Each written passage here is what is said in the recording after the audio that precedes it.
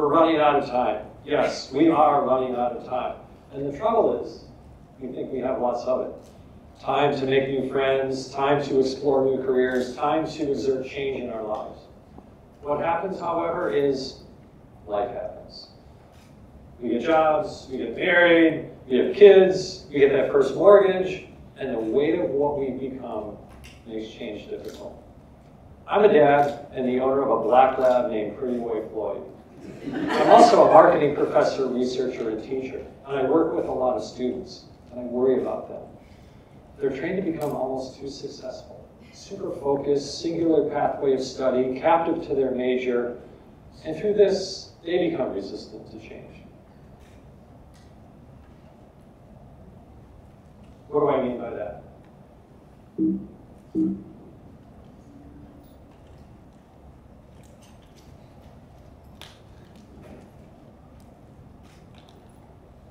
What do I mean by that? Through school, they've been guided and herded by strictly defined rules and guidelines we call rubrics, on how to get that A+ on a project or a paper. You know the 10 steps to success. And through this, they become resistant to change. All through school, they take their classes, they pursue their major, and then they graduate and they enter what we call the real world. And life, and change for that matter, does not come with an instruction manual. And it's ironic that for many of these digital natives born after 1995, their dream jobs of tomorrow may not even be the job today. For them, when they leave college in the safe confines of the campus, it's all about change upon change upon change.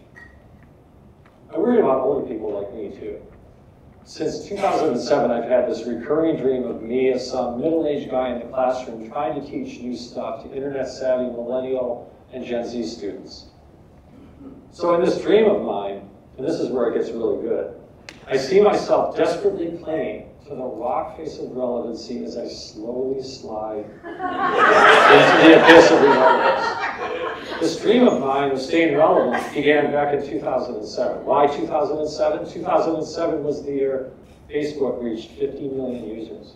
Today, by comparison, 1/3 of humanity, or 2.2 billion people, have Facebook accounts. 2007 was the year YouTube celebrated its first birthday. 2007 was the year people began tweeting on Twitter.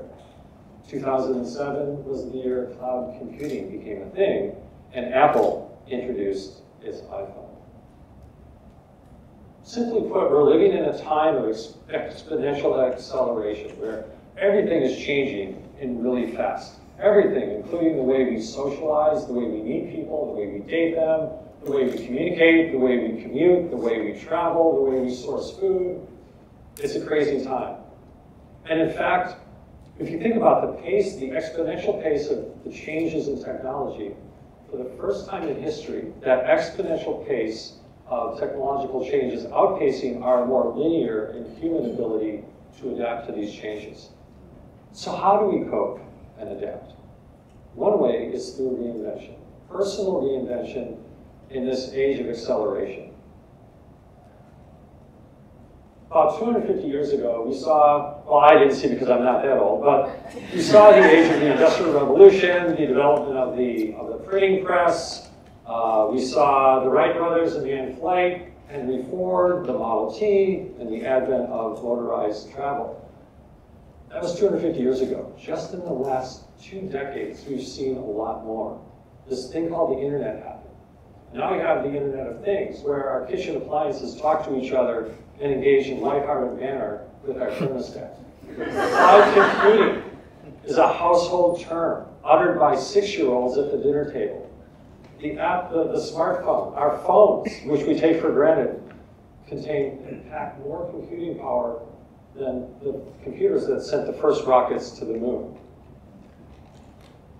This all hit me like a brick one night in Amsterdam. No, it wasn't like that. But it was an absolute epiphany.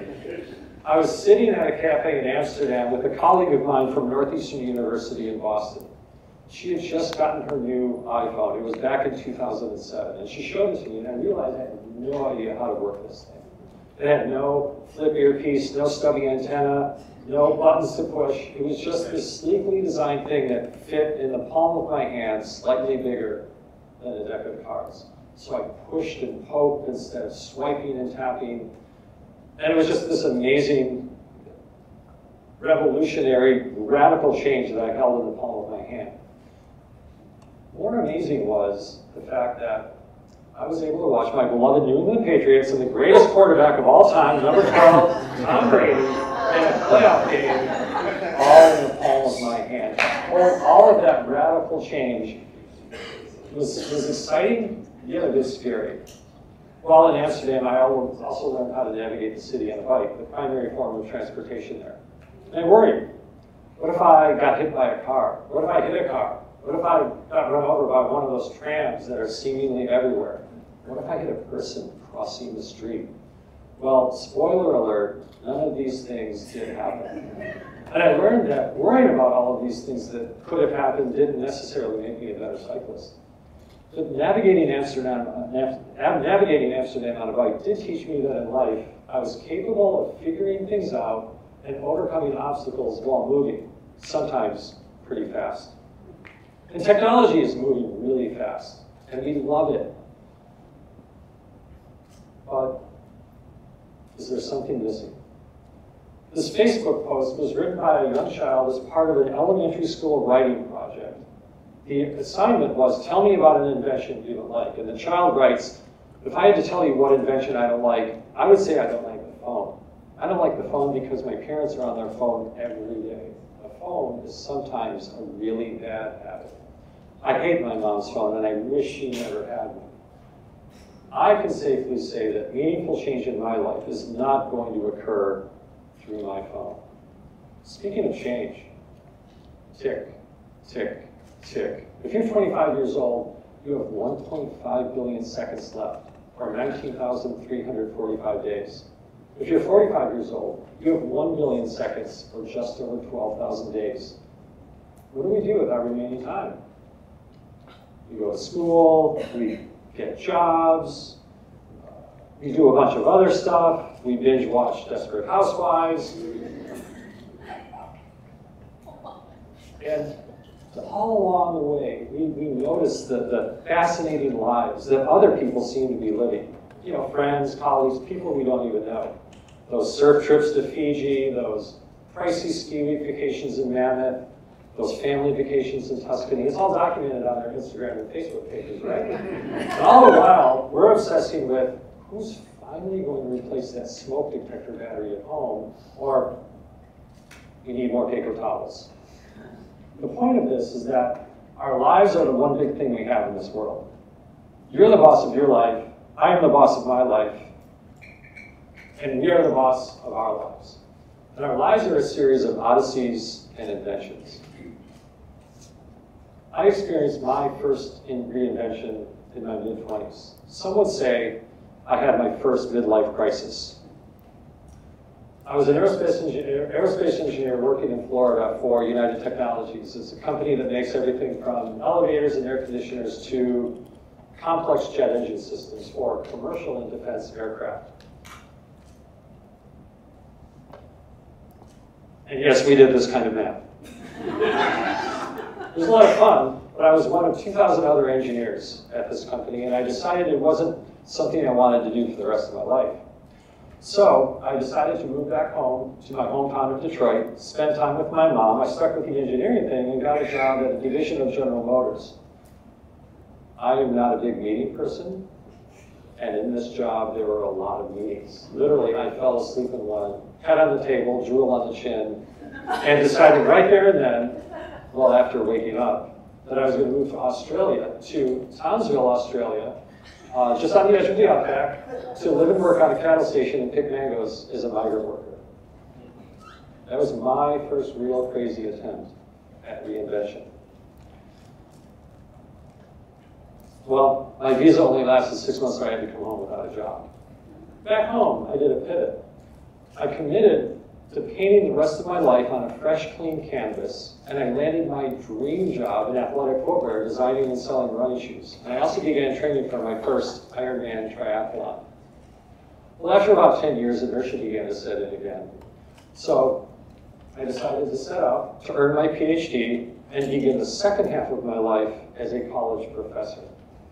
So looking back on all of this, I've lived my life in a cycle where I reinvent myself every 10 years. First 10 years, engineering work. Second 10 years or so, designing and selling running shoes. Third 10 years, earning my PhD and becoming a marketing professor. And the beginning of the next 10, coming here to LMU to continue teaching and doing my research. The speech coach for this program, Mimi Donaldson, refers to this as making the second half count. So just like in those figure skating competitions where everything the skater does in the second half of the program counts for 10% more points. So if you're in your 40s or 50s, reinvention and change can lead to you earning more points and making your second half count. How will we adapt as this wild ride known as the 21st century continues? Well, I can say that I survived and adapted by, number one, remaining curious, by number two, possessing a healthy dose of paranoia, and number three, by trying to reinvent myself before some outside force does it for me. Just as, imagine how dust particles randomly move about after they collide with or are bombarded by other small particles, just as we might be buffeted by seemingly random events in our lives. I think this is how I must have felt when I moved back to Detroit to help take care of my mom, who had been diagnosed with brain cancer. And for me, this experience taught me that in my life wouldn't necessarily follow a linear pathway or a series of steps to success or happiness or achievement or whatever higher mission or purpose I was pursuing. But it would instead consist of some accelerations, some decelerations, and maybe even some detours along the way. For me, reinvention is simply a way for me to exert a force and control over my life path. Reinvention doesn't necessarily have to mean moving to the outback to pick mangoes and work on a cattle station. It doesn't necessarily have to mean training for your first Ironman triathlon. It doesn't even have to mean joining the Cirque du Soleil. Reinvention can mean taking a course in design thinking, or learning how to code, or writing that book that you've always wanted to write. Reinvention could mean unplugging from your laptop or your phone to spend 2 weeks on the shores of some beautiful lake in northern Wisconsin. It could even mean becoming a marketing professor. Reinvention is what you do to exert change in your life. So what will it take to adapt as the pace of change in our lives accelerates? Well, I have a family, 3 beautiful kids, a wonderful wife, and yes, that dog named Floyd, and a pretty sweet gig here at LMU as a marketing professor. These days, my degree of adaptation consists of being agile enough to pick up school carpool on 30 minutes notice or knowing where to find Floyd's favorite dog food if the local Target is out of stock. So the next time you find yourself waiting in line at your local coffee shop, totally immersed in your phone, along with everyone else in line, spark some change in your life.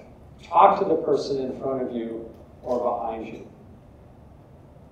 And wherever you are, whatever you do, whatever age you are, stay curious, live a life full of purpose, and to pay homage to the great American sport of baseball, live life like it's your 7th game. And maybe your game will be an 18-inning marathon. I'm inspired by what the musician Robbie Robertson writes in his memoir about reinvention and change. And I'll read. A fresh new canvas, a new beginning, I felt a shimmer inside, looking outward to the explorations and challenges that lay ahead. Bring on tomorrow. I want to get some on me. Let's turn the page. Let's take the high road. Let's break some rules. Reinvent yourself before life and those dust particles get in the way.